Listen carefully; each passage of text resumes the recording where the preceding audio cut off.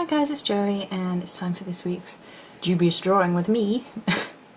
And this week it's Gifu. I'm going to apologise in advance. I usually do these in pencil first and then rub the pencil out and go over in pen. And thanks to Mercury retrograde, the rubber has gone on walkabout. So this is my room. Talk about him in a sec. Okay, so we'll go through the drawings, which have had some interesting revelations already about the drawings themselves.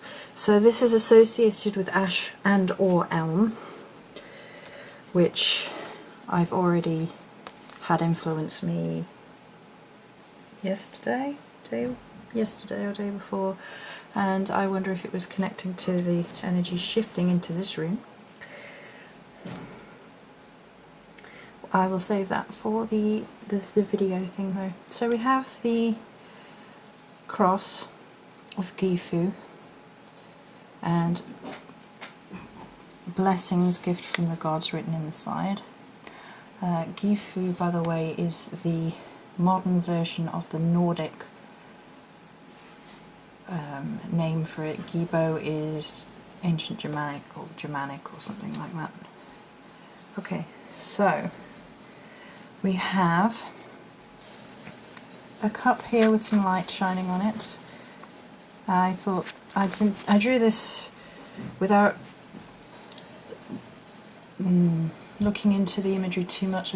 I draw these as I feel, and then look at what I've drawn and see where that's come from. And it's interesting that looks to be very much like a Holy Grail, and anyone who knows the Arthurian myths know there are quite often Celtic lore within the Arthurian myths with a Christian twist usually, as well as the fact that cups symbolise emotions, relationships. Marriages often took place where they both drank from a cup. So then we have ribbon here and here alongside Gifu, like the tying together of two ideas, two individuals. Hand fastings are done with ribbon. Ribbons are a top gift, and little gifts just within. And gift giving is a really interesting phenomenon unto itself. I mean, if you've ever studied anything to do with Japan, they have a really complicated rule system about gift giving. It's incredible. It's well worth researching into if you haven't in the past. So over there we have bells, as if wedding bells, and confetti. Now I thought there was something very musical about the whole drawing, and bells would symbolise that as well. And if you think about how we use bells to ring out, to announce things, for weddings, for all announcements to do with life, death and rebirth. That we use them to clear negativity, the noise, the sound. And then the confetti I drew without thinking about it, and it's actually based on an ancient pagan rite of wishing a couple a fruitful union by throwing seeds on them as they came from being married, with the belief that the fertility of the seeds would be transferred onto whomever they fell. And it's the same with rice in rice throwing culture. And then up here we have the symbols, so weddings, so that's just supposed to be a ribbon with being tied in 2 knots. Windfalls just has some cash, promotions with another cup of champagne, exchange of power between the gods and humans, and I've drawn fire there, and if you know your Greek myths then you'll know what that is in reference to.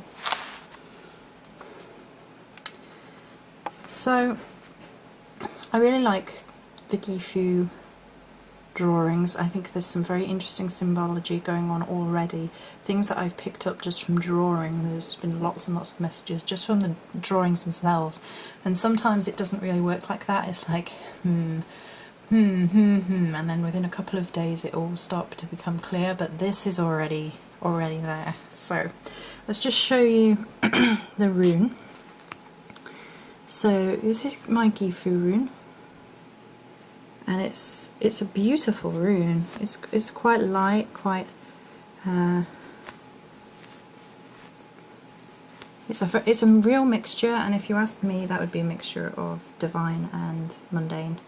So if Gifu is the giving of gifts from God to human and the responsibility of those gifts, then you could see it woven within the amethyst, within the humanity and the lighter bit being the gifts from the gods.